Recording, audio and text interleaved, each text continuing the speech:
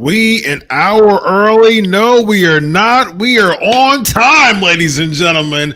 This is the Legion of Raw. Wow, this feels great. This feels wonderful, Vince. How are you? Doctor, I'm giddy. I'm giddy, Doctor. I'm giddy that we only had to sit through 2 hours of Raw. I feel awake. I feel rejuvenated. I feel ready to go, bro. Yes, woo! Yes. Woo! Yes, indeed. Woo! Yes, indeed.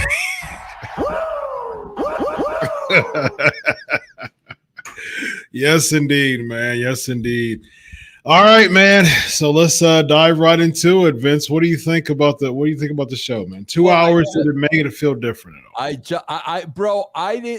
I didn't think they could make the show any easier on themselves, but they did, because now they've totally cut out anything backstage. That stuff is all cut out. They cut all that stuff out.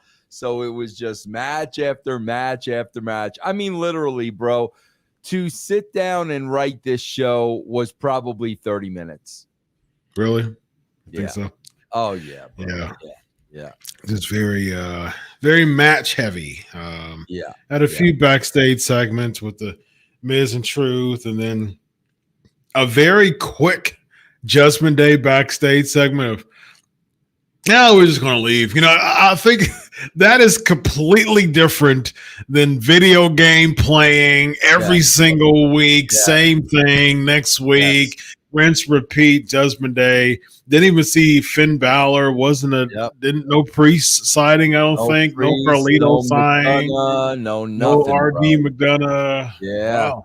And bro, from what they were billboarding for next week, it looks like it's just going to be all matches again, bro. Maybe this is the direction they're going in. Just totally eliminate all stories, all characters, and just go match. I mean, it's what AEW does. The fans are going to the live, specifically the live fans, and I think the fans that they're catering to, their current audience is fine. I imagine they're probably fine with that, anyways. Oh yeah, absolutely. Yeah, I think it affects drawing new people in or drawing other, older audience in. But Vince, we've talked about it before, man. Is that even something they care about anymore? Drawing new people in. So no, they got their audience, bro. They're catering to their audience. The money's in the bank. They've already been paid. Just fulfill our obligation of providing the content. That's it. Yeah. Let's get into these super chats. We got Dez in the building, $4.99. Gunther's powerbomb is worthless now after they had Sammy's looking like a prime WrestleMania 3 Hogan. Shake my head. God bless you, Dr. Chris and Vince, always. Dez, I said the same thing in my notes. I wrote the exact same thing. So Sami Zayn is Hulk Hogan now. Okay. Yes. All right. I understand now. I got it. And I said this before, Vince. I'm just not liking the fact that they're not going with this underdog Sami Zayn. I mean, his heart and soul, his whole gimmick revolves around being like the ultimate underdog.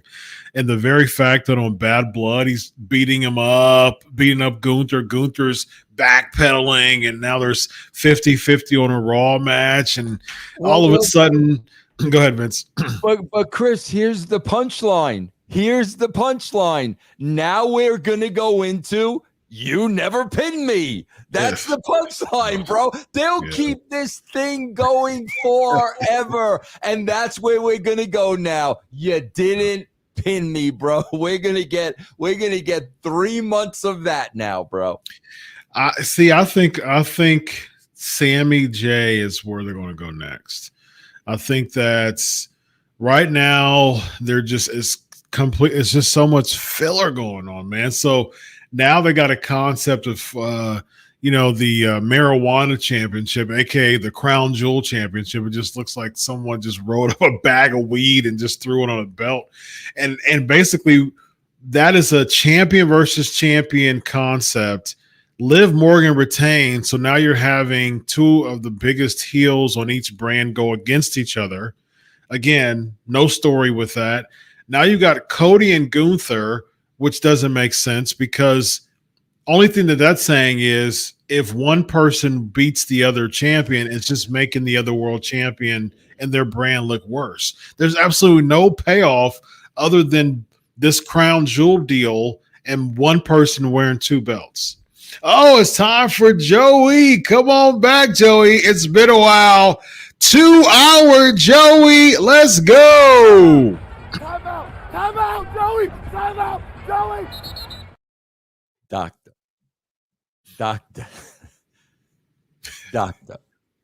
There's no payoff. There's no payoff. How much did they pimp themselves out? How much did Saudi pay for those belts, bro? Well, that's the payoff, literally. That's all they care about, bro. They could care less about anything else. You want a Saudi championship? How much? You got a Saudi champion. Period, bro. They could care less, bro. They could care less. I would love to know. I would love to know what they paid for a Saudi championship, bro. Yeah, that would be very interesting. Now they have a Crown Jewel championship, and why don't Vince again, man? Take us into the world of the WWE. You are the expert here. I understand it from a business standpoint. You know, I'm about business. I get that part. But as far as consumer base, Vince, you were really, really big about drawing consumers in. That's a successful business model 101. But since you already like WWE and Saudi, okay, let's get a championship together. Okay, I understand that. But at the same time, though, WWE does have the ability to create the concept. I don't understand why in the production room, in the boardroom, in the meeting room, they came up with the idea of let's just have the two world champions of each brand go at it. And then the winner of that, it's the bigger world champion in Saudi, I guess. I mean, help me understand why they would at least, again, I understand the idea of the championship. It was probably a business deal. Okay, let's extend this deal. Let's talk. Let's negotiate. Let's have a Saudi championship. I get it, but Vince, let me put this in your shoes. If you were handed this and said, "Okay, we've got to have a championship with Saudi. They're talking to us about this. We got to have a championship."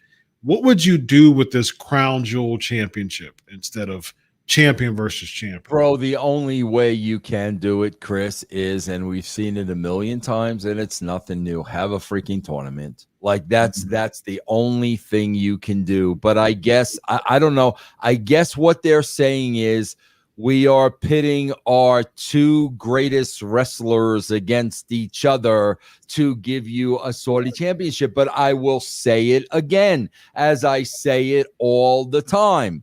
What does that do for the loser? Exactly. Exactly. Does it do for the, and exactly. Why? And not only what does it do for the loser, why would you want to hurt a champion? Regardless of who it is. Why would you want to do that? Just have a freaking tournament. Put it on freaking Sami Zayn. You want to put something on Sami Zayn? You want to put something on Kevin Owens? Put that on them, bro. Yeah. Yep. I'm with you there. I think that's what you have to do. I think and they're talking about that this is going to be done once a year. So this championship is only going to be defended once a year at Crown Jewel with the two reigning champions.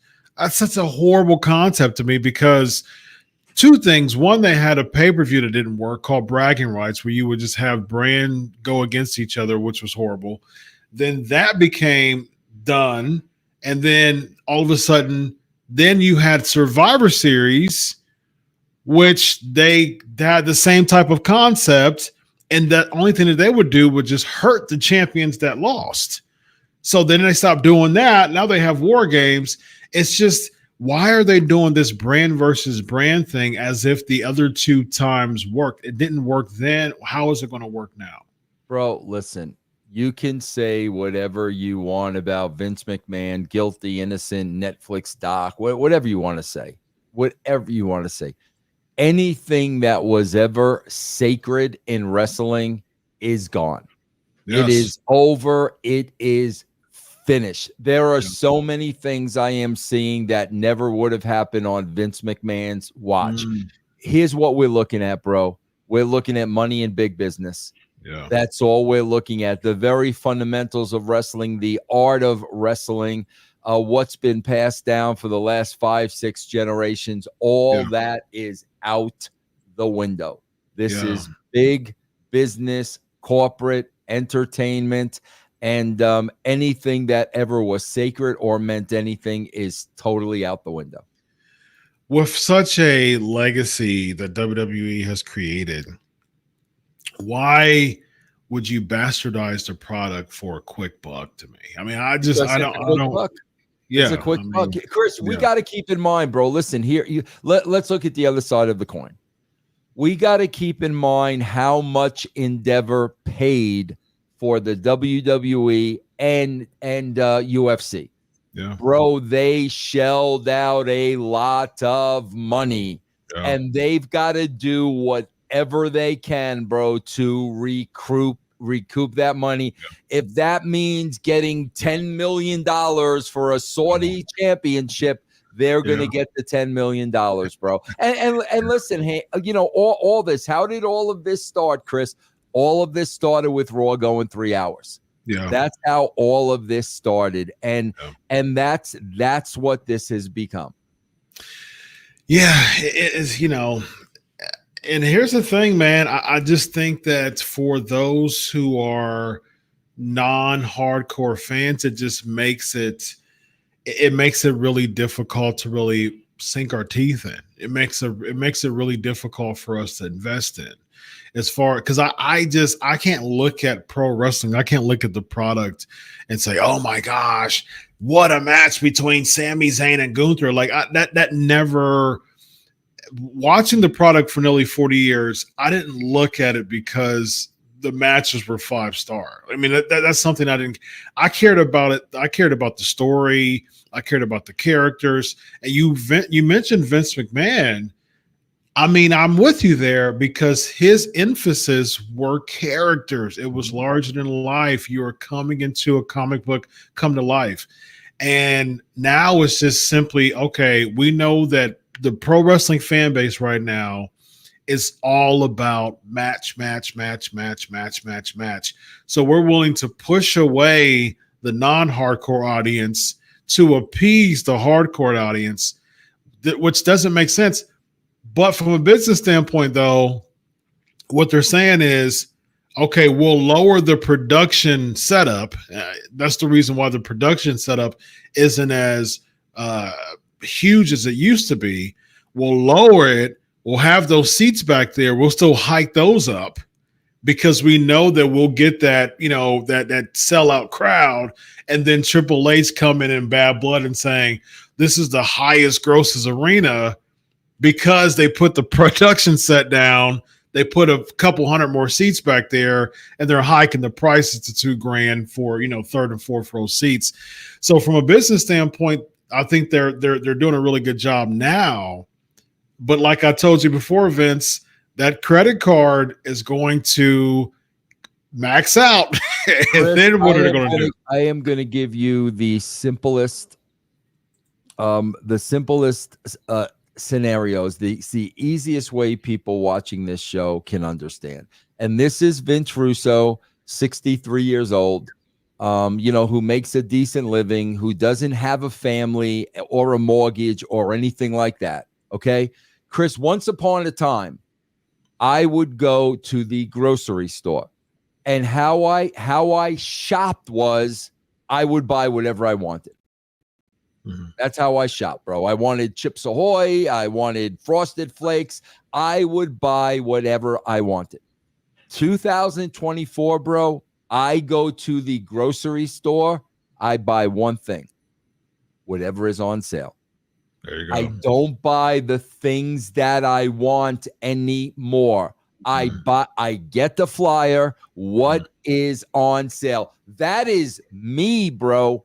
Yeah. So can you imagine now when it comes to entertainment? I got to buy Hulu. I got to buy Netflix if I want to get a ticket to the show. Yeah. Oh, like, are you freaking kidding me? Bro, I swear to God, I don't know, Chris, if I've ever seen any company in my lifetime just show such a level of greed.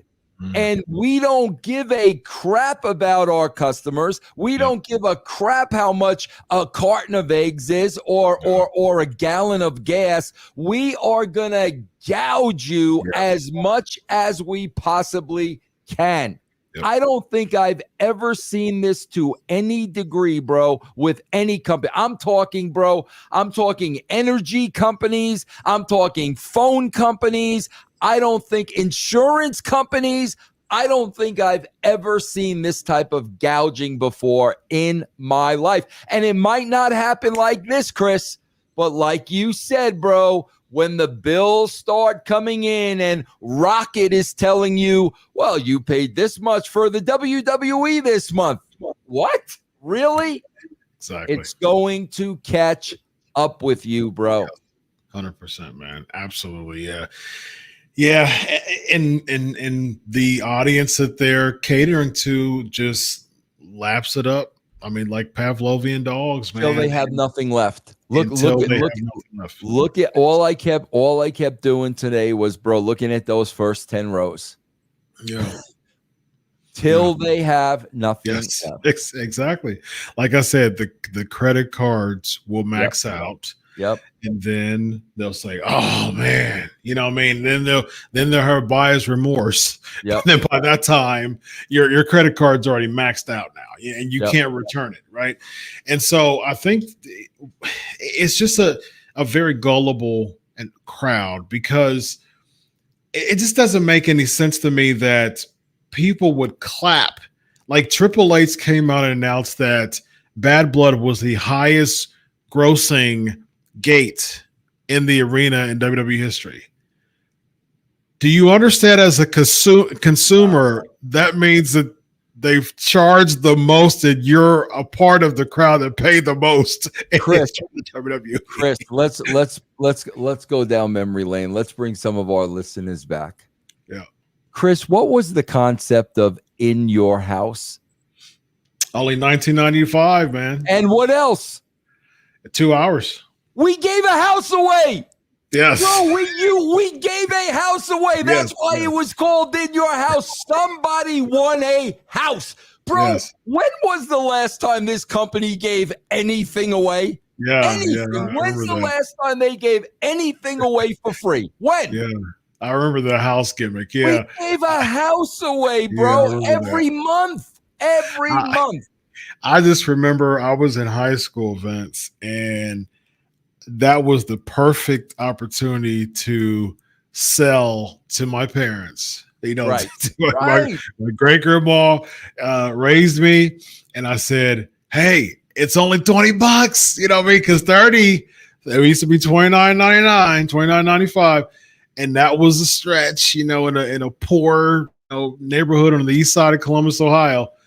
But at the same time, $19.95 though. Especially since I'm working at 14 years old, I could pay for that myself, man. And Chris, to show we know what we're talking about, okay, guys, guess who just lowered their prices to their monthly subscription? Guess Who's who? That? Who? Hold on. That shit that he does, I mean, with the hands in the pants, I mean, that is Meltzer. Great stuff. Okay, Meltzer lowered his subscription prices, which means he's feeling the squeeze, and his subscription base is going down. Bro, that's the same audience. Yeah. That's the same audience. So if Meltz has been doing this newsletter since the 80s. Yeah. If even before that. If Meltzer is lowering his prices, that's the same audience, bro. What does that tell you? Yeah. Yeah. Great point. Great call on that one. Yeah. It's interesting, man. I think, you ride the wave now, with any type of, drug lord or, pimp or anything like that. They're doing this for a little bit, and then that runs dry, man. Bro, you're reading more and more. Like, unless you're a Springsteen or a Taylor Swift, bro, you read more and more of the concerts being canceled. Yes, because the bands can't. Bro. It's common sense. I've said it on this show a million times. Entertainment is the first thing to go. The first thing, period, man. Yep. And they know that, but it has not stopped them, bro. Yeah, I mean, if anybody's budgeting and pinching pennies, the first thing you do is you cut off you look at the streaming systems, you say like, I don't really need that. I really don't need Netflix or Hulu or YouTube Live. You're like, I'll pick that back up in 6 months. You know what I mean? I'll pick that back. Hopefully I'll get a raise, or hopefully I'll get another job. That's one of the first things that go. Yep. And that's the reason why I think, Vince, that's the reason why I don't think ratings is a big deal for them. I think what they are really catered to right now is we're going to hike up the prices for the house, because we know that we have at least about 1,500,000 people and at least 10 to 12,000 people that are so desperate to be a part of the in crowd or the in group that they're willing to max out their credit card to have that moment where they're taking pictures, or they get to get the chair, or they get to get the merch, or they get to take a wave pick, or be a part of singing along with Seth Rollins or Cody Rhodes, or doing a live yeet to a pro wrestling crowd in 2024. That is a lifetime experience. It's hard for us to understand that. But at the same time, it's such a misfit crowd that we're talking about right now, that they're willing to pay $2 or $3 grand just to yeet live. I mean, that's their belongingness. That makes them feel accepted. You know what I mean? Let's see here. We got David, $2. Daylight saving time comes early. Merry Xmas. Yes, Merry Christmas, David. Merry Christmas. The next 3 months we get to enjoy this, and then back to 3 hours. I'm gonna get so spoiled over the next 3 months, man, that as soon as it goes back in that first Monday in January, I'm gonna be like, oh, we got another one of these, another hour. Well, I'm just curious. So they got a new show on now, 10 to 11 Anonymous, or whatever it's called, right? Yeah. Bro, what if whatever they put in that 10 to 11 o'clock spot does the same numbers the WWE does, and USA Network finds out, it'll be it's going to Netflix, right? It'll be going to Netflix. Yeah, because I was just gonna say, what if the third hour is drawing exactly what Raw was drawing, but it's a hell of a lot less money to the USA Network? But it doesn't matter because it's still going to Netflix. Yeah, it's still going to Netflix. I thought that their deal ended in September, October, and then they're just kind of giving them a, thank you for all of your years that you've been with this type of thing, but. We have to cut you down to 2 hours because we got to get this other programming in, but you've been with us for 30 years, so thank you. And so I can appreciate that from a business standpoint, because I mean, when you think of USA, their flagship show for the past 30 years was Raw. You know what I mean? So it makes sense for them to do that. But yeah, I mean, we'll see. I think that they need to work on getting another sports or sports entertainment program, USA, if they still want to compete. You know what I mean? So it'll be interesting to see where that goes. Do you think that AEW would ever be interested in USA after this Warner Brothers deal. Well, yeah, I think that could be a possibility. I mean, they were talking about Fox. Like, you're out of your freaking minds if you think they're putting that on Fox. But no, I mean, I could definitely see that as a possibility. Yeah, they didn't even like SmackDown's numbers with 2 million. Yeah. I mean, granted, they had to pay them a lot more, and they probably have to pay. They probably have to pay AEW a lot less if they pay them at all. They're probably just give them the time for them to buy. That's a possibility. But even in the prime time spot, that's still not a good look for a company if you're only getting 600,000, viewers. So let's see here. We got Stack, the Bean, $5 with Raw now being 2 hours. I can actually watch you guys live instead of listening to you the next day at work. Guns out, fellas. Guns out. They did that.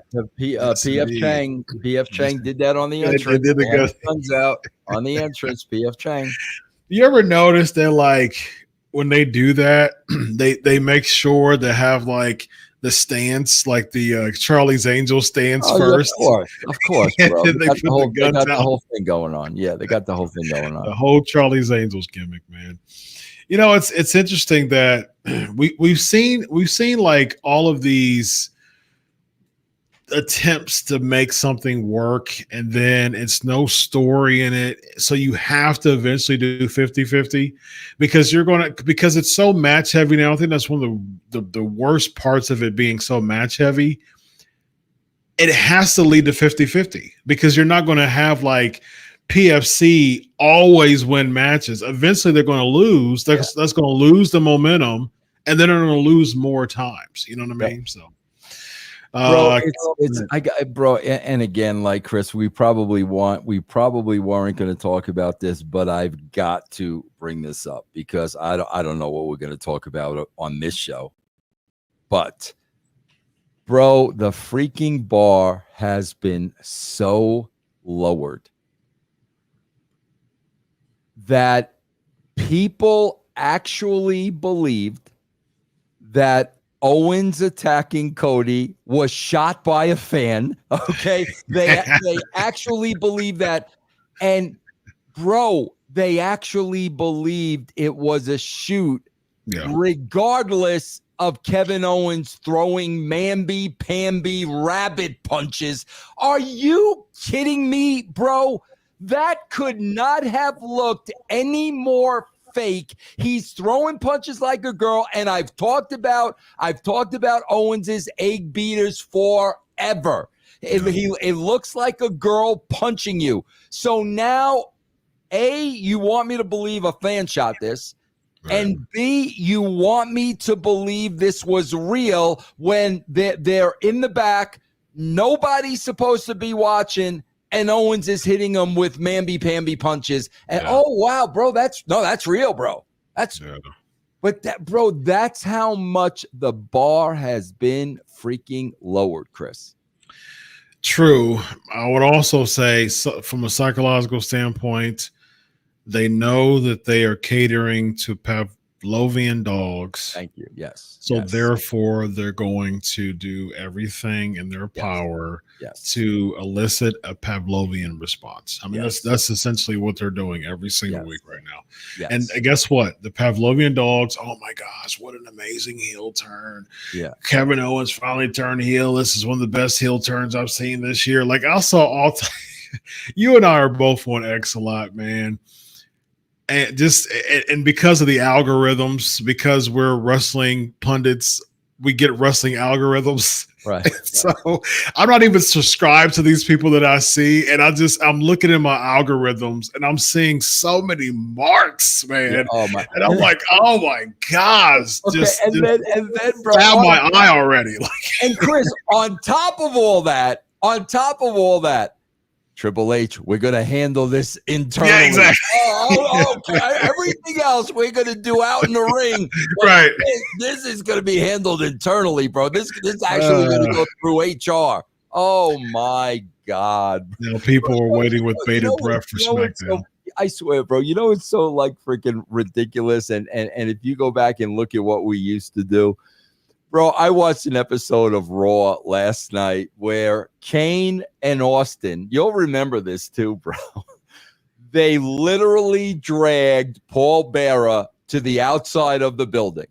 Okay? Kane lifted with a tool. It was a real legit manhole cover. Okay? Bro, they completely put Paul Bearer, who barely fit through the hole, bro, in the manhole cover and covered it. Bro, that was not a work. I was there. That was not a work. And, bro, I'm watching that today, and I'm like, how did they put him in that manhole cover? Like, did they have a nice little mattress into there for him? But, like, I'm looking at that. Bro, they legitimately put the man in the sewer. And I'm watching this footage after Bad Blood, and I'm like, oh my God, bro, come on, will you? And even to your point, Vince, you know more than anybody, man. Wrestlers was all about ribbing each other back then. You know what I mean? Like that was the spirit of the backstage. They were all about ribbing each other. So they're trying to pull ribs even during the show. And so it's perfect for them. And bro, to what you're saying, here was my first question, bro. As the show ended, I'm saying to myself, bro, how long did they leave him in there? Bro, they left him in there for about 15 minutes. They did, bro. Yes, that's the rib. Always pulling ribs, man. You gotta love that. You know, it's interesting. That's why I had to put a tweet. I had to post a tweet. I saw so many people saying, "Man, they're gonna have Goldberg come out and cost Gunther the championship," and I was like, "Oh gosh!" And then I was like, "Hold on." Then people started saying, "A la Eddie Guerrero." And they were showing videos of when Goldberg speared Brock Lesnar and Eddie Guerrero won the WWE Championship.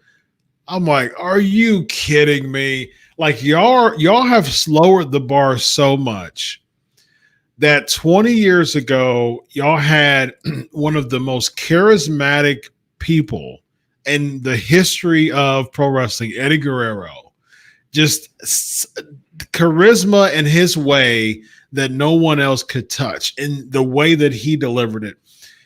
You actually want to sit here and compare Eddie Guerrero, one of the all-time greats, to Sami Zayn, and trying to recapture a moment of Eddie Guerrero winning the World Heavyweight Championship?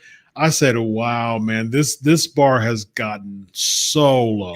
And bro, I want, if you DVR this show, guys, hear me out. If you DVR this show, bro, I don't know if somebody forgot to press a button or what. Did you notice there was no response when Cody came out, bro? Oh yeah, there was no response. What does that tell you, bro? What does that tell? So I don't know if they forgot to pipe in the audio, bro. There was zero response when Cody came out at the end of the show. None. Yeah. I mean, Vince. I mean, there's some pro wrestling fans are so flighty, man, and they're I call them microwave marks, man. I mean, their interest in a wrestler is as quick as you microwave in a bag of popcorn, man. And that's why you're insane to cater to them, bro. Exactly. That's exactly why you can't cater to them, bro. You will be changing direction every month. Yes, because over this past year, from January to October, the past 10 months, we went from Cody Rhodes, we want Cody over the Rock, give him a chance, to post WrestleMania. Cody sucks as a champion. Cody's not drawing. Cody's mid. Cody's not. And the past 6 months, people have weaned so far away from Cody Rhodes just because the same format of him doing match after match doesn't work when you actually get what you want, you realize what you want sucked. So that's you're catering to a crowd that wants something, receive what they want, and then say what they received sucks. Yep. So why would you continue to cater to that same crowd as if this time's going to be successful? Makes absolutely no sense to me. That's why you can't continue to please the house every single week, man. Yep, I agree, Chris, 100%.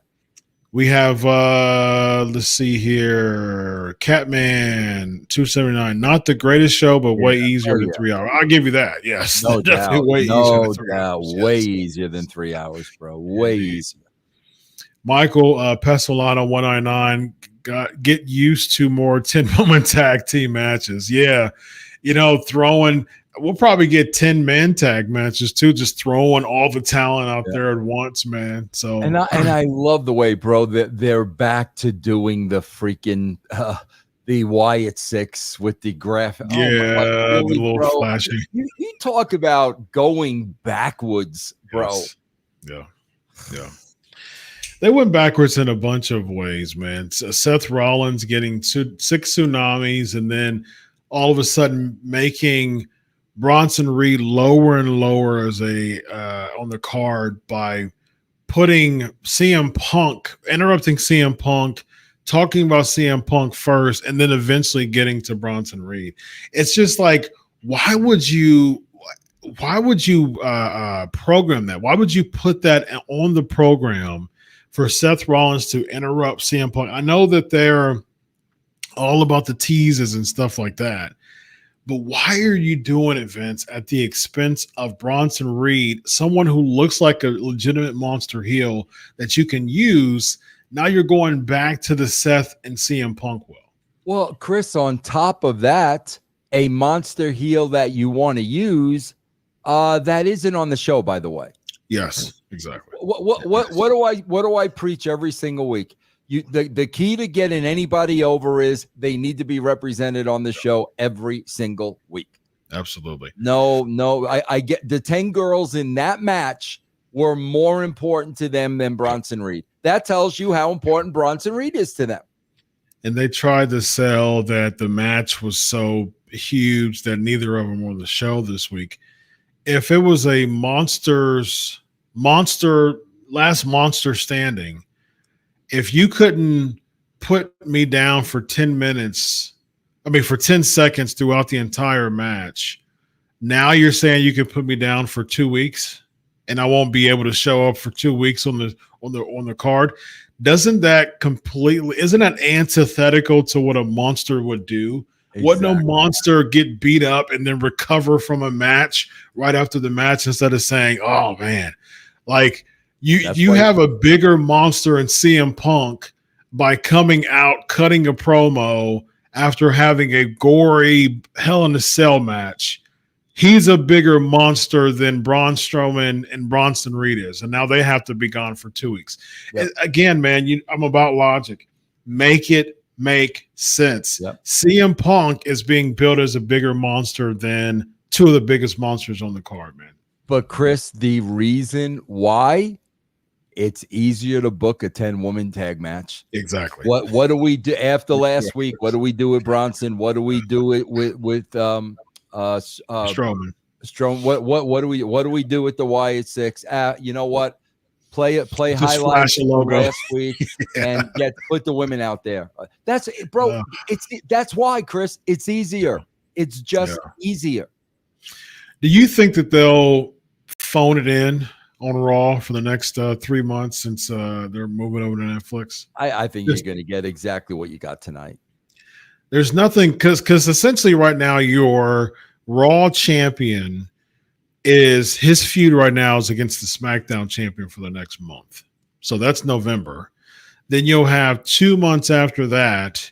So you'll get into Survivor Series. Yeah. The Rock came back and Roman and Jey returned as well. There was 2 returns on Bad Blood. So now you're talking about Survivor Series, which is more SmackDown. On the Raw side, Punk said he's gone. So he cut a see you later maybe promo, Didn't see Drew. He got stitched up, legit. So now Drew's in limbo. Now Sammy lost, so he's in limbo because you're moving right over to Gunther and Cody. So you got all these people on Raw with no spot. Now you got Jey, who beat Xavier Woods. He doesn't have an opponent for his title match. Oh, he's got a Kofi next week, though, bro. Oh, he's got Kofi. Yeah, okay. So he's going to have a bunch of – so he's going to be like open challenge or just random, matches on Raw for the next 3 months for the Intercontinental Championship. How does that boost the title up at all? Like you spent – you're given all this 14-year stuff. I've been waiting 14 years. And the time that he's had the title has not boosted the Intercontinental Championship up one notch at all. No. I don't. Yeah, and bro, I'm listening. You talk about the CM Punk, the opening segment, and Chris, I don't know about you. I know how we feel about our wives and our families. I know how we do. But when CM Punk says, "I haven't seen my wife in 5 weeks," I'm sitting there saying, then you're an effing idiot, bro.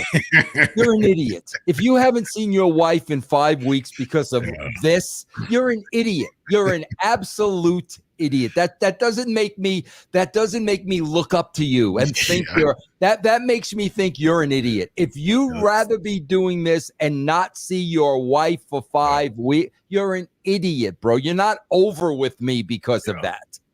That's definitely not inspiring to hear. It's like seriously, bro. Can you imagine Rocky not seeing Adrian for 5 weeks? Bro? Exactly. Yeah, that wouldn't happen. Please. Let's see here. You got Awesome Sauce, $5. Did you see the difference between the way Cody and Sammy dress? One looks like a star in a suit, and the other guy is in a hoodie. Same with KO. I was trying to understand Sammy's shirt. Did you see Sammy's shirt? It said, what did it? It was making some kind of a political statement, and it must have went right over my head. Can somebody remind us what was on Sammy's T-shirt, and please explain it to me? Because I did not understand it, bro. Yeah, I'm gonna have to look at it and see. It looked like a big crane, and it said, I don't know, prophecy or something. Can somebody smarten me up on that? Because I don't know what Sammy was trying to say, bro. Yeah. I'll look into it. I'll do this super chat, and while you I'll look at it and see. Yeah. Dan, 199. Where's Bron's Royal Rumble Championship? I was thinking about that. Remember that when he won the greatest Royal Rumble? I think it was the first Saudi night. He won the greatest Royal Rumble. So he's supposed to get a title shot? No, he won that green championship. Oh, I don't. Yeah. Bro, I don't think I've ever seen one show from Saudi. I don't think I've ever seen one. Yeah. Next we have Catman 699 for $1 million. Would Russo put over Sami Zayn in a match with the WCW? Oh, sure, title? Of course, for $1 million. Are you kidding me, bro? In a heartbeat, bro. In a heartbeat. Yeah, it's not. I don't see it on any of the socials. Somebody will say something. Somebody on here, please, guys. You know what I'm talking about. Go back and look on the DVR and tell me what the shirt said and tell me what it meant, because I don't know what it meant. Let's see here. David, $2. Russo jobs to Zayn for World Series. Yeah, I would do that too. I would do that. I'd job to him for World Series tickets. There you go, man. There you go. Yeah. Awesome Sauce, $2. House shows in 1990 had a dozen Hall of Famers and were $8. Yep. There you go. Yep. I mean, that's it right there, man. That's it. All right, Vince, take us through the card, my man. Well, yeah, we got to CM Punk. He just doesn't know. I don't know, and I'm gonna kiss the backside of my fans a little bit more, bro. And then he's got to address his haters, bro. Keep doubting me because I turn your hate into cash, which tells me I guess they really do bother you, bro, if you're bringing them up. Otherwise, you wouldn't bring them up. So the haters get to you, bro. Thanks for mentioning them. And then like I said, haven't seen my wife in 5 weeks. Oh, you're a manly man, bro. You're a manly man. Then I just had a freaking crack up with Rollins's promo. The best he could come up with was you want to get famous. Like, bro, how many times have we heard you want me to make you famous? That's the best you got, bro. You want me to make you famous, bro. Yeah.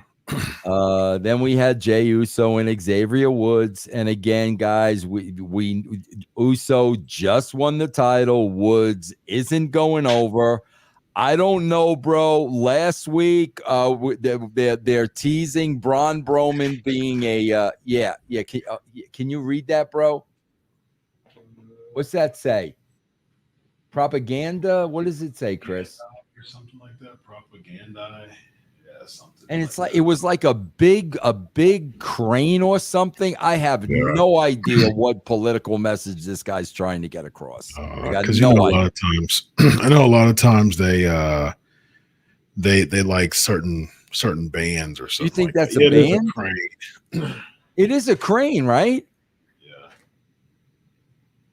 You think that's a band?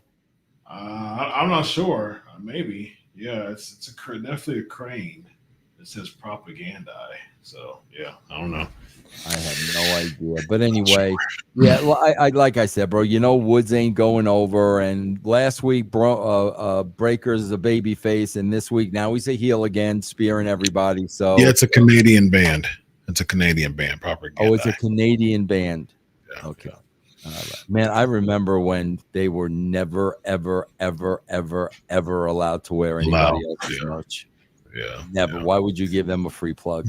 Exactly. Yeah. Free plug. We had the Rhea Ripley promo, then we had the Bron Breakker promo, then Triple H. What do you think about this Braun stuff, man? So they're turning him babyface. The fans are barking.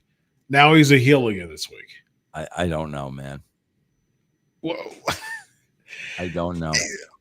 Do they even care at this point? No, they're just looking for another match. Oh, okay, here's another match. They don't care that. Chris, I swear to God, man, when I wrote these shows, Chris, I couldn't be taking a shower without thinking of the shows. Yeah. Driving my car, there's nothing I was doing where I was not thinking about the shows. They don't care about any of this crap, bro. What else? Miz and Karrion Kross and the Truth to set up Miz and the Truth next week on the show. Sheamus. This is how heel turns look like now. Like you have a heel turn of the Miz basically being just like he was before he turned babyface, was just a mid-card nothing. And so he's exactly the same as he was before he turned babyface. What type of turn is that if you're back at the exact same spot as you were before you turned babyface? Now he's a heel nothing. Yeah, he's a heel nothing. He's exactly where he was before he turned babyface. Bro, what about this? How much TV time did they give Pete Dunne in the last 2 months only for Sheamus to beat him with his hands tied behind his back? Yeah, exactly. That's what you gave Kevin Dunn TV time for the last 3 months, so somebody could beat him with their hands tied behind their back. Yeah. So I'm assuming we're never going to see Pete Dunne again. I'm assuming he'll probably do NXT or he's lower down the card. But Vince, we know what this is going to lead up to, man. It wouldn't surprise me whatsoever if Sheamus randomly comes in, say he wants a title match with somebody or something, and all of a sudden, Pete Dunne comes out with a cricket bat, and then they have some type of another gimmick match in a few weeks, man. Yeah. What else do we have? We had the Dom and Liv arrive with Rachel Rodriguez driving. Yeah. So, and then they come and they leave. Why would you go if you're just going to leave? If it's I'm like, okay, bro, like that makes sense. Okay, like let's just go. Hopefully somebody will interview us and then we'll just leave. Okay. Man, I sure hope that the payoff of this is Raquel Rodriguez finally like coming to light that she's being used, and that causes her to, turn babyface and go for the title, because she's just some type of pointless enforcer right now for Liv Morgan. I mean, like you go from someone who actually was tag team champions with Liv Morgan, who had title matches, who had big matches. Now you're some type of enforcer for Liv Morgan, feeling like just a lackey, basically. I really hope that, but at the same time, I'm just about completely done with thinking that anything could lead to a story. Like I'm done with the story part of wrestling. Chris, first of all, Liv, what's her name? I don't even know. What's her name? Liv who? Morgan. Okay. First of all, bro, Liv Morgan has heat. She doesn't need Rachel Rodriguez. Exactly. The only reason they used the bro was because they didn't know how to get out of the match. Yep. They wanted Liv to go over, and they didn't want to hurt Rhea Ripley. So now we're going to involve Rachel Rodriguez, who they do not need, because Liv does not need somebody to get her heat. She's generating her own heat. She already has it, yep. So, God, then we had this Pierce thing backstage, bro, with Rock's daughter, Ethan Page. Bro, this is the next guy on the roster. Please spare me. And then somebody came in that I think was Sexy Red, but they never told me who she was. I'm not into Sexy Red, but I guess she's huge as far as an artist. She's from St. Louis, man. There was a couple times she was on NXT. I think I saw on the socials that she was like the host or something like that. And so I guess since St. Louis is her hometown, she just came out, said, "Welcome to Raw," start twerking. I mean, like, it's okay. We're going back to the Vince McMahon comparison here, man. Yes, I know Vince McMahon had celebrities. He even had a weekly celebrity type of deal going on. But Sexy Red, who I'm sure has absolutely zero awareness of anything pro wrestling. She's just there to get a paycheck. They know that she's popular. They want to rub off on that. They want to rub shoulders to her popularity. Yeah. And I saw a TikTok or YouTube video. Shawn Michaels was twerking with her or something like that a few months back, and they were in the car or something like that, and it was rapping together. I'm like, okay, so this is clear to me that the demographic, I don't really care about the 18 to 49. I don't really care about the ratings. We're using house money to just have a really, really good time amongst ourselves. We're not really inviting people. We're just having a good time amongst ourselves. Bro, not only that, Chris, okay? Bro, this is really, when I see things like this, I'm like, and the WWE is how big? Okay, right. You have Rihanna or Beyonce out there, okay. Sexy Red, that's exactly who you are. And bro, to add insult to injury, I don't know if you watched SmackDown this past Friday. Bro, they had this dude, celebrity singer, I guess, open the show. Bro, the dude's name was Hardy. And I was like, is this the Hardy? Did this guy start the Hardy's hamburger chain 20 years ago? And I did the show with, Mac Davis. Uh-huh. Bro, 10 years from now, 5 years from now, is anybody on this planet going to know who Hardy is? But they got this guy Hardy welcoming you to Smack. I got no idea who this freaking guy is, bro. Hardy. Yeah. Sexy Red. Yeah. You know, bro, we used to make fun of Vince McMahon because he used to, dip back, to Aretha Franklin and Liberace and James Brown. Yeah. Bro, trust me, I'd rather see them than freaking sexy freaking Red, kidding? Bro. Yeah, they're legends. My God. Yeah. Then legends. We have a Gunther package and we have a main event, and Sammy is Hulk Hogan. And we have a you forgot about the 10-person tag match before the Ethan Page and the main. Fire and Ice, PF Chang against Natalia, Velcro, and the Whoops and Selena Vega. Yeah. And Velcro over Cecil B. DeMille. Yeah. At least you got a Whoop Whoop gets a win, man. Finally. And at the same time, Chris, I just want to point out we've got the Chiefs and we've got the Yankees and the Royals in the playoffs. And we got the Whoop Whoops. Yes. Yep. 2 hours, ladies and gentlemen. Yeah, thank God for that, though, bro. Please. Thank you very much. Then we got Sammy is Hulk Hogan, sleeper submission. So now Sammy can hang his hat on. You never pin me. Then we had Cody come out with no response. There was no response, bro. Like, again, I don't know if they're pressing buttons. There was zero response when Cody came out at the end of the show. Yeah. I think it's pretty indicative of where people think Cody is. And I saw Bad Blood because I know that we were probably wanting to talk about it, or they would want me to talk about it at least a little bit. And well, I was skipping through most of it, but I did like the beginning. I think that the Punk and Drew match was, from what I saw, was really good, and the end was solid.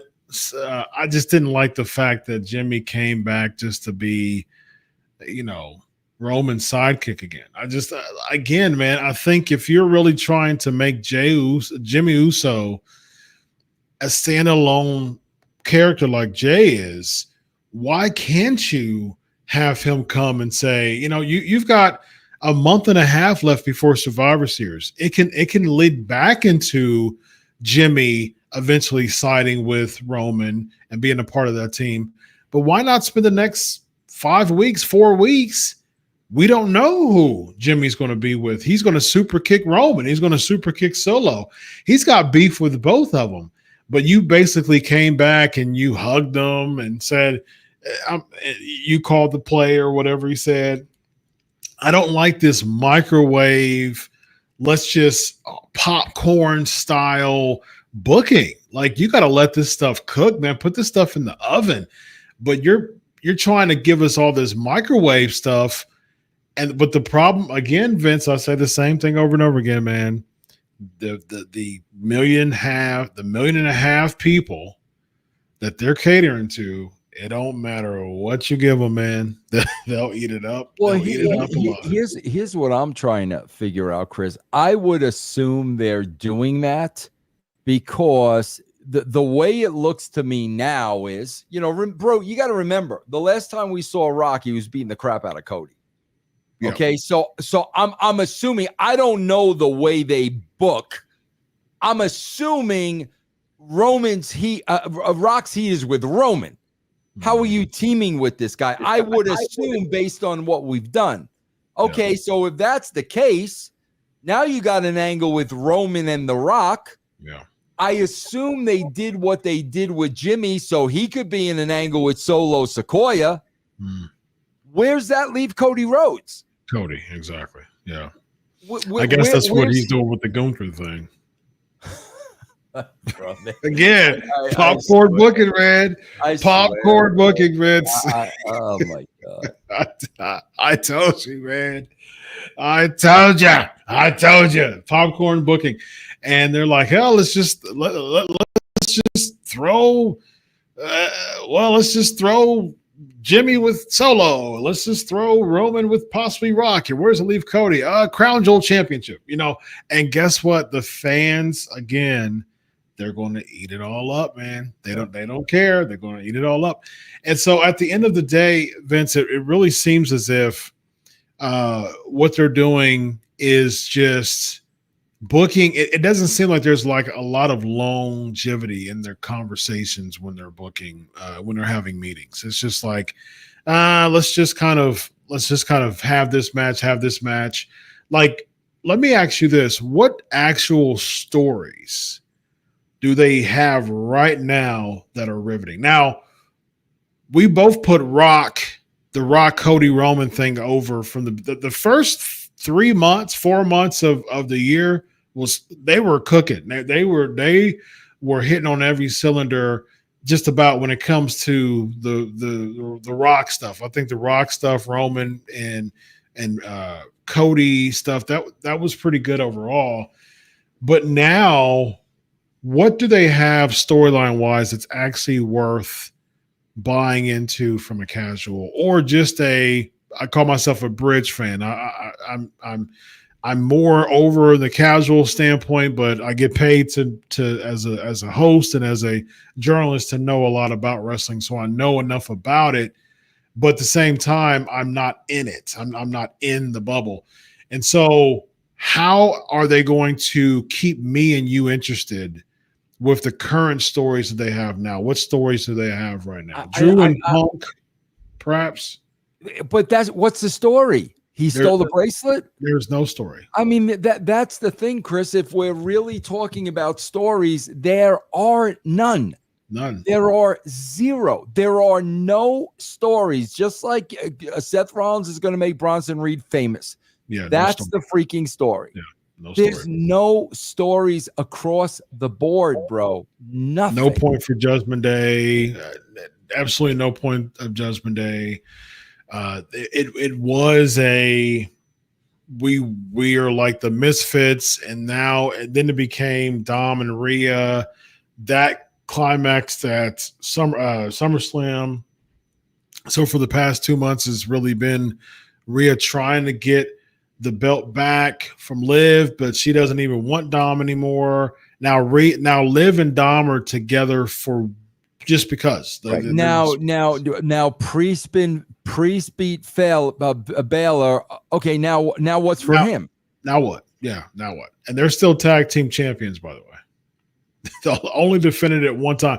They've had the title for almost 4 months, and they've defended it once, I believe. And so I swear, man, I just finished watching an episode of Attitude Era, bro. 2 hours. Yeah. 2 hours. Taker and Paul Bearer are trying to get Kane admitted to the loony bin. They send the orderlies with the straitjacket. They're trying to get him sent to the loony bin. Okay. Yeah. Mark Henry going out on a date with China. Yeah. Okay. Bro, Shawn Michaels has been gone. Now he comes back. DX is fine without him. Vince names him the commissioner, and he turns on DX. Bro, that's one show. Like, that's one show with 3 major angles, not to mention anything else on the show. No. We can't come up with one angle between the 2 shows. Not one. Literally not one angle, man. And Disco will tell me that 42 million people watch on YouTube. That's what he'll tell me. Disco. Yeah. Here we go. Let's go through these super chats before we're out of here. We have Roland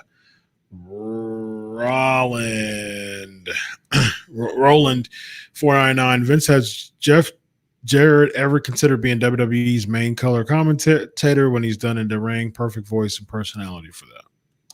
No, not a bad idea though, Roland. I mean, I could definitely, bro. I think Jeff Jarrett can do whatever he wants to do in the business, to be honest with you. So who knows? Who knows what's next for him? I think when his wrestling days wind down, I think Tony would be an absolute moron to not give him a more prominent role in the office.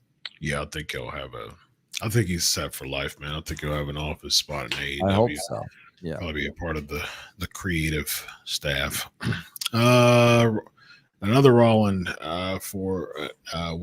2 L's, $9.99.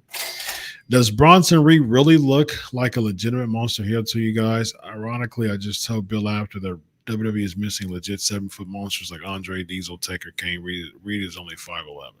Yeah, you're never going to see those guys, Roland, because if guys are that big, what's the label that's going to be put on them? They're not good workers.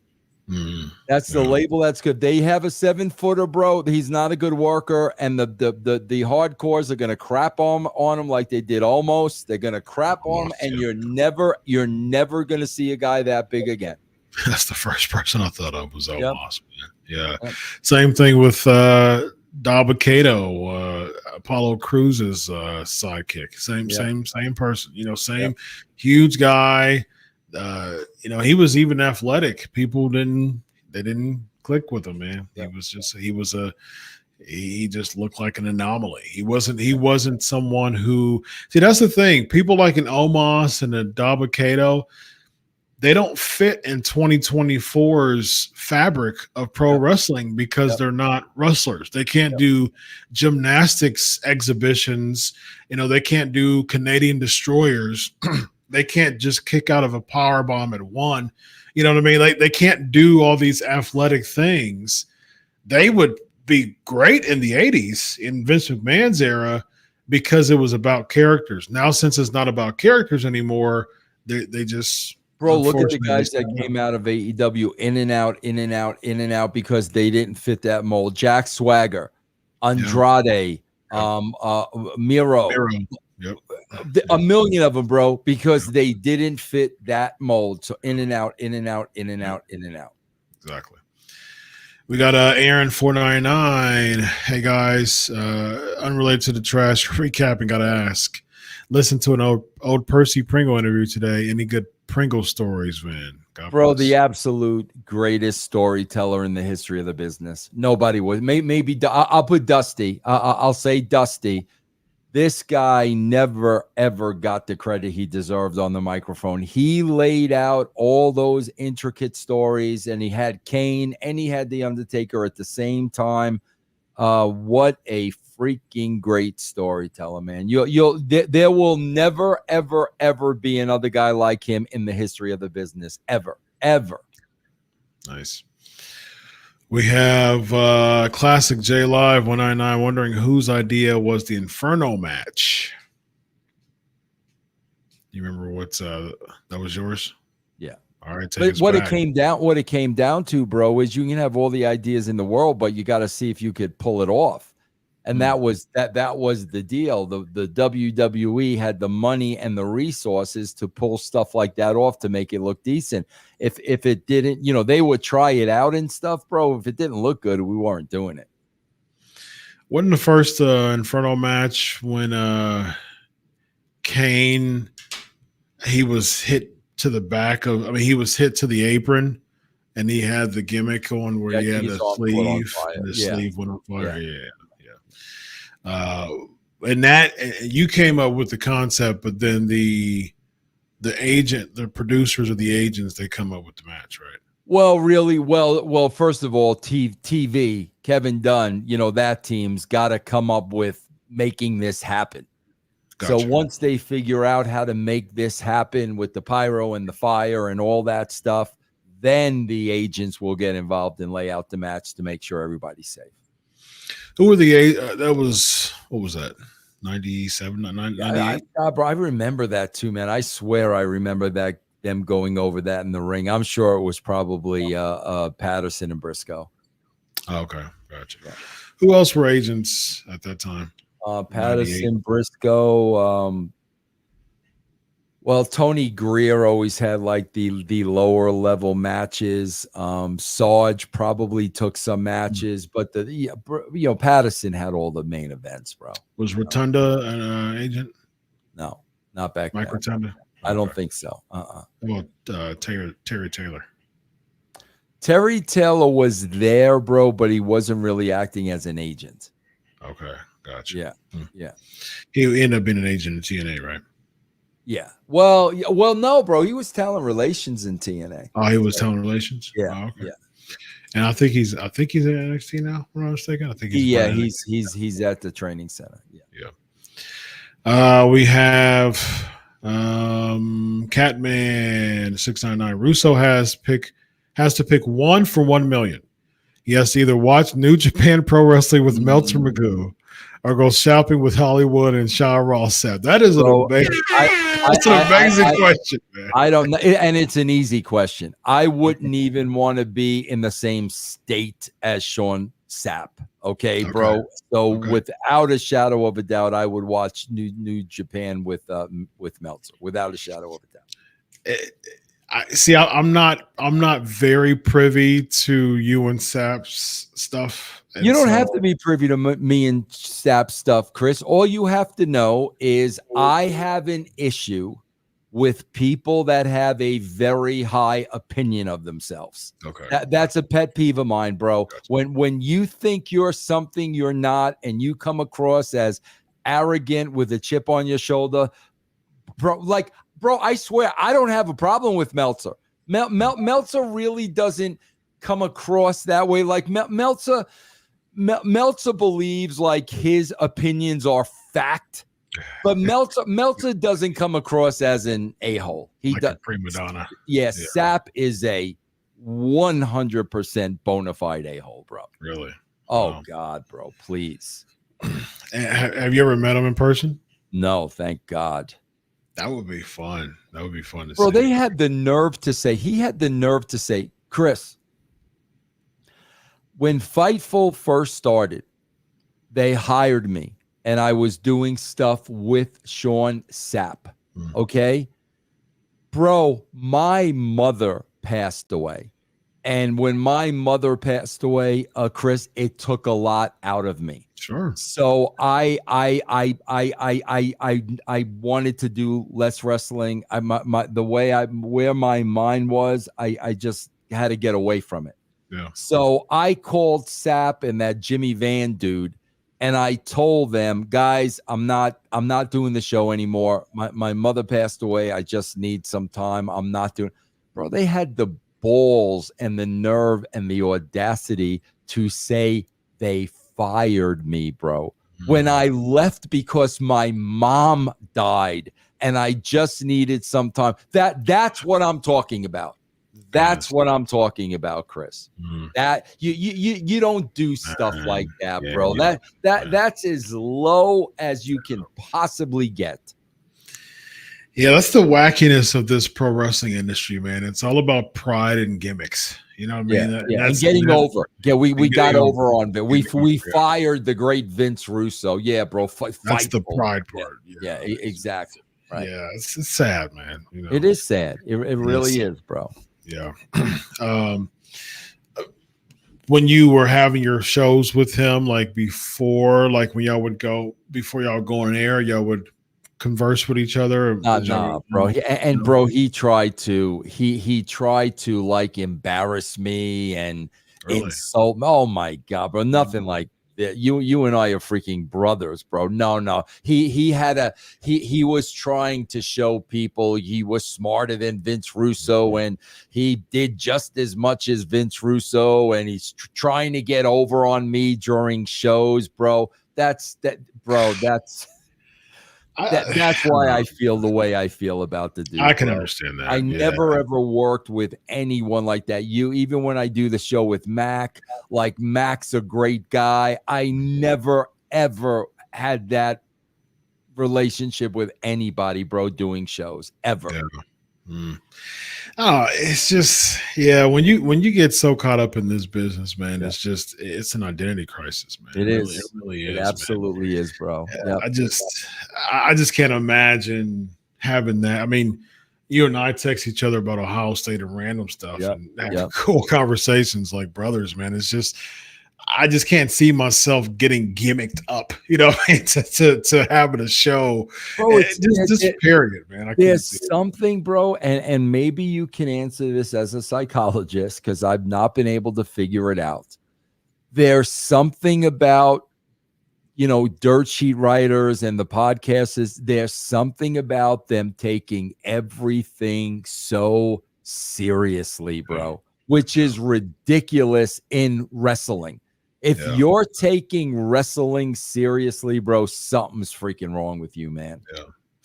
Well, you have the Fightful's from again, man, from what I know, Fightful's a pretty go-to source now. Fightful's like the new Wrestling Observer when it comes to sheets reporting and things like that. I mean, that can put, I mean, I'm sure the money's solid, as far as just the sheets and the Fightful Select and stuff. And that's the thing, man. Once you're in this as a fan, and now you know that you're valued, as a figure. Absolutely. Talk about swelling up, man. Absolutely, bro. Yep. Yeah. I mean, personally, I've met Sap several times. He's been absolutely respectful to me. So I can't say the same, but I never worked with him. So I don't know that. A lot of times just seeing someone a few times and having some small talk with them is completely different than a business. Oh yeah. No, it's really not till you work with somebody. Yeah. You really got to work with somebody to kind of know what they're all about. Yeah, absolutely. Let's see here. We got, Ventitude Art 199 sounds like an episode of Mamby Pamby Night Raw. Yeah. There you go, man. Hey, I'll take Mamby Pamby Raw as long as it's 2 hours, bro. As long as it's 2 hours. That's right. Yeah. Zoo Bears in the building. Thoughts on the booking for Bad Blood with Cell match opening and seems to derail the pay-per-view hype. The Rock returning. Also, no footage of Cody and KO.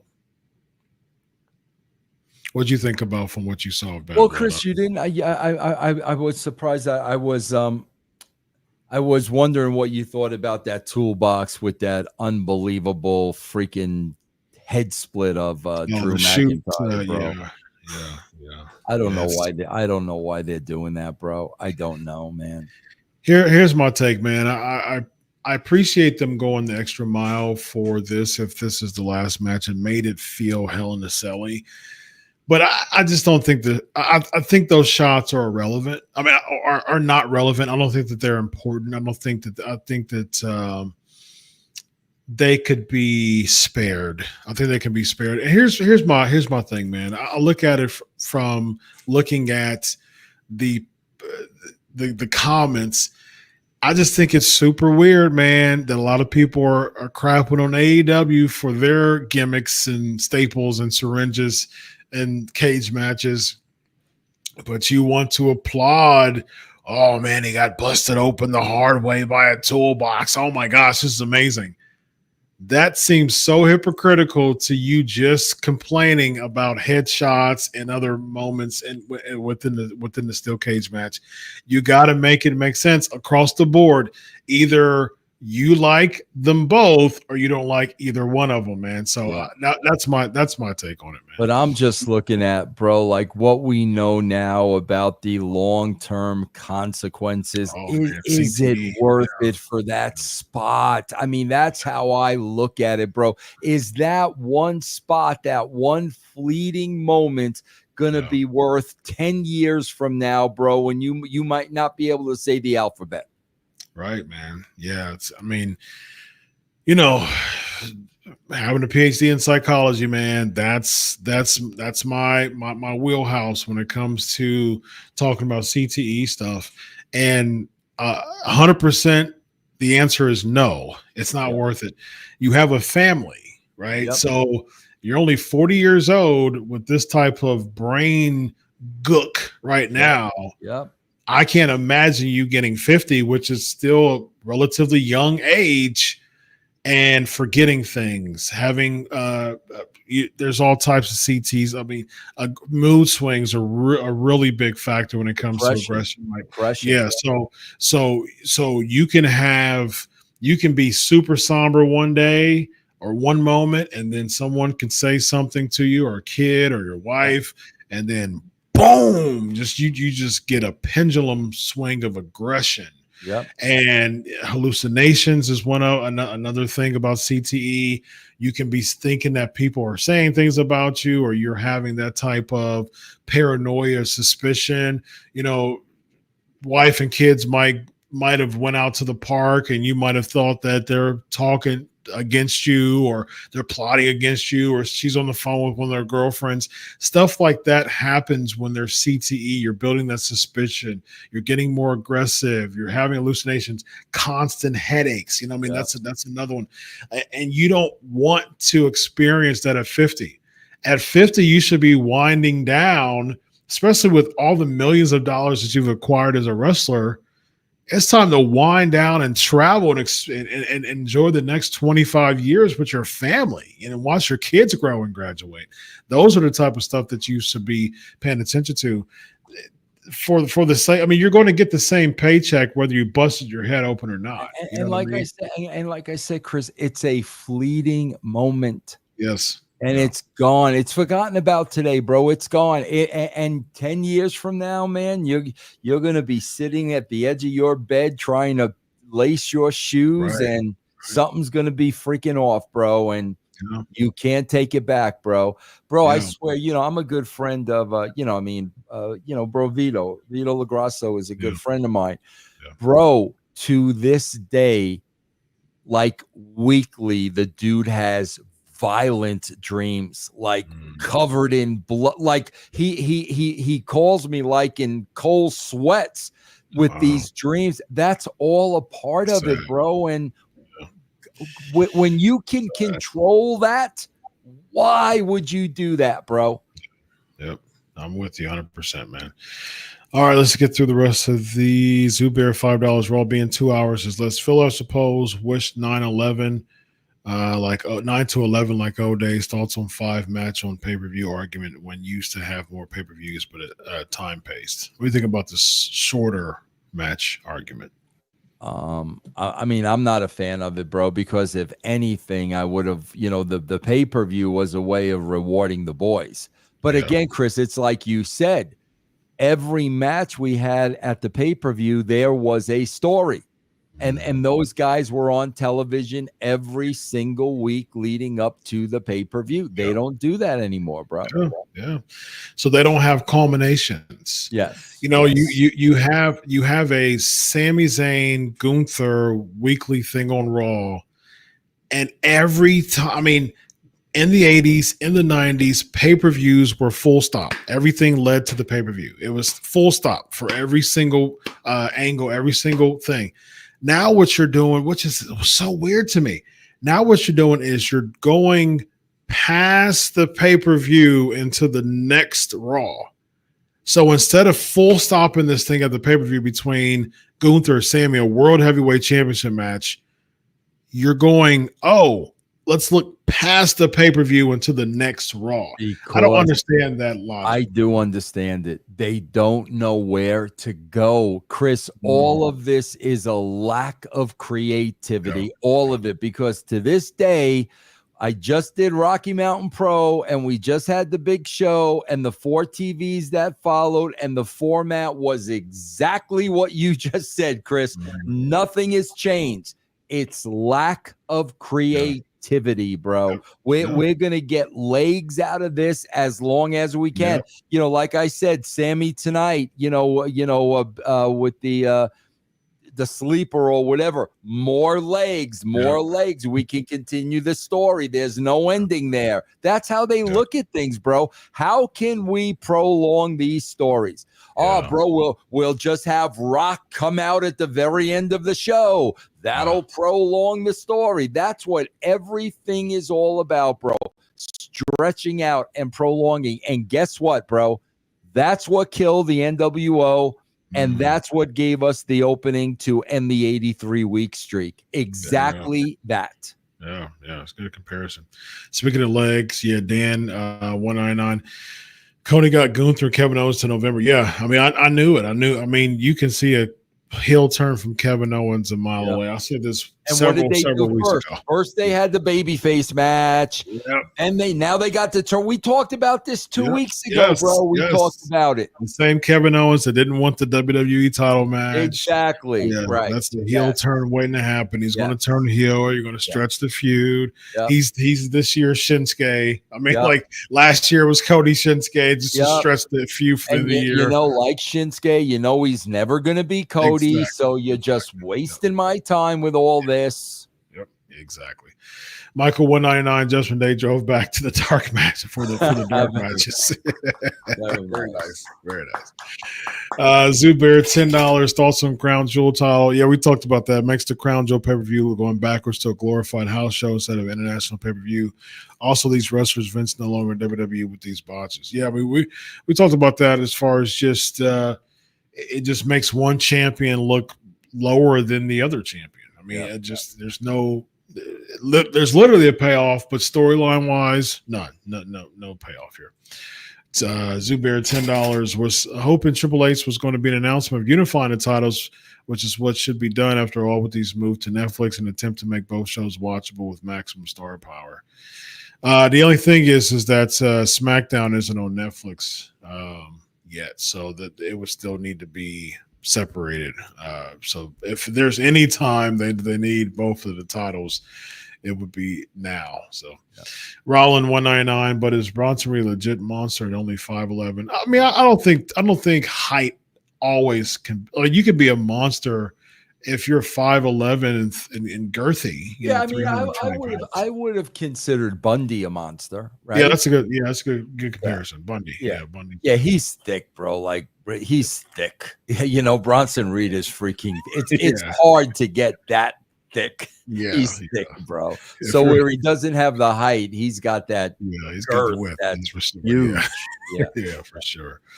Zubair, $10. Thoughts on SmackDown not being the show tested on Netflix to test the waters instead of Raw? Why risk 30-year relationship with the cost of future issues if Raw fails on Netflix and need to move back to USA? Money. I think that's the reason why they would test it, because they're so fail-safe with USA, because they did it before. They left. They went to TNN, right? And then they went back to USA. They went to Spike for a little bit. Spike, yep. They went to Spike. Oh, didn't TNN turn to Spike? I think so. Yeah. And so they had that relationship when they left WWE. I mean, they left USA, and then that deal didn't go, and they went back to USA. So I think even with this Netflix deal, they've got such a relationship with USA that if there's any one of them that would test the waters, it would be Raw, because SmackDown can be left without a home if the Netflix deal don't go. So I swear, bro. Here's the part that I don't understand. I don't know what people are expecting from Netflix. The same people are writing the show, guys. The same people are right. It's Triple H and his crew. The same. I don't know what you think is going to change with the same exact creative crew. I don't know what you think. That's true. We got G Holland, a message for WWE. If you listen to the fans, you'll be sitting up there with them. Buddy Ryan. That's a great quote. Great quote. Yep.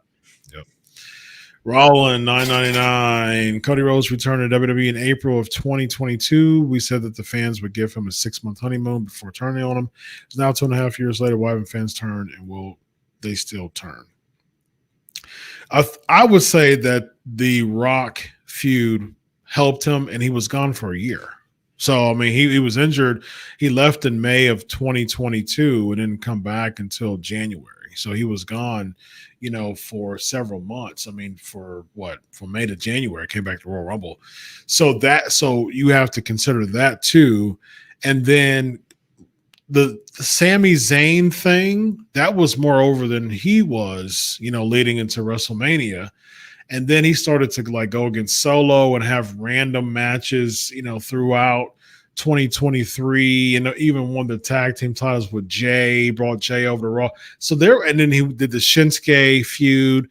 So Cody in 2023 wasn't very strong.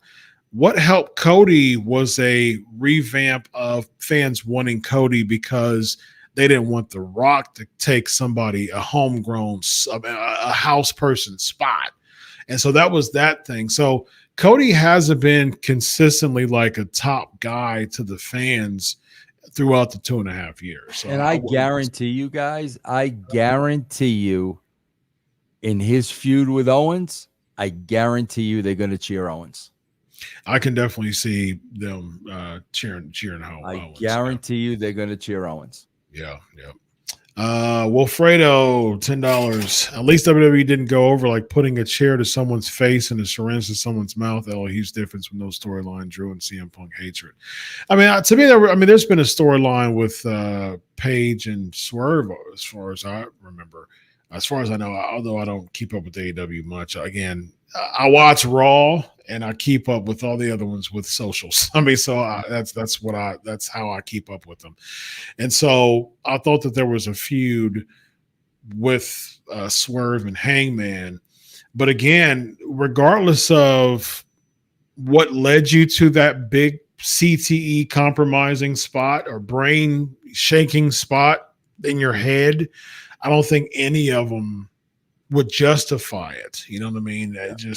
But back in the day, man, boom. I mean, you just blade and you sell it, and you flare, man. You sell the heck out of it. Let it come on down, man.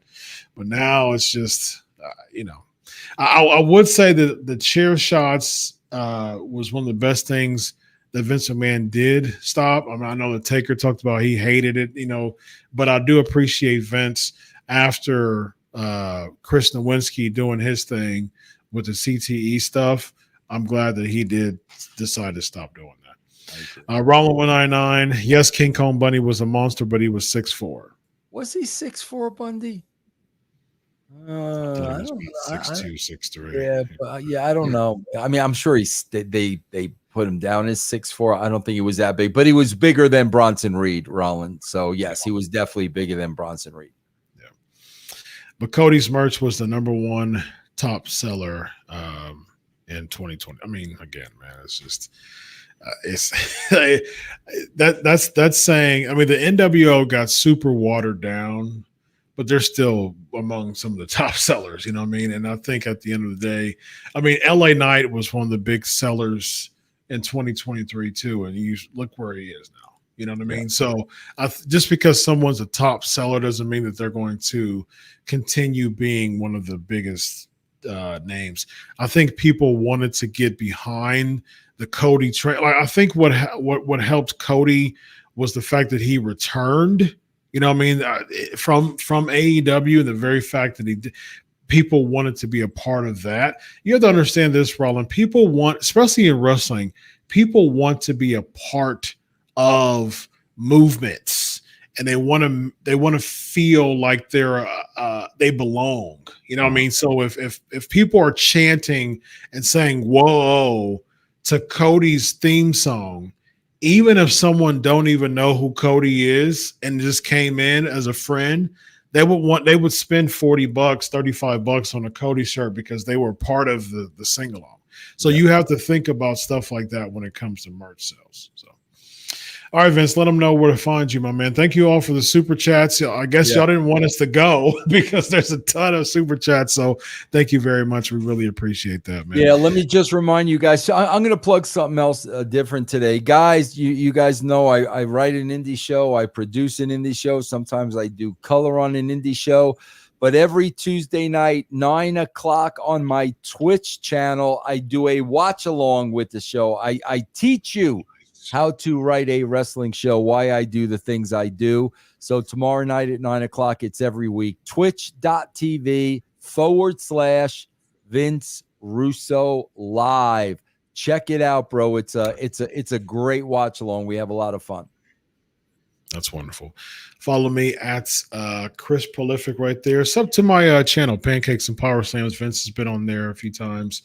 That's my baby, man. We're at over 600 episodes. It's over six. I think I just reached 625. So I think I'm close to 630 now.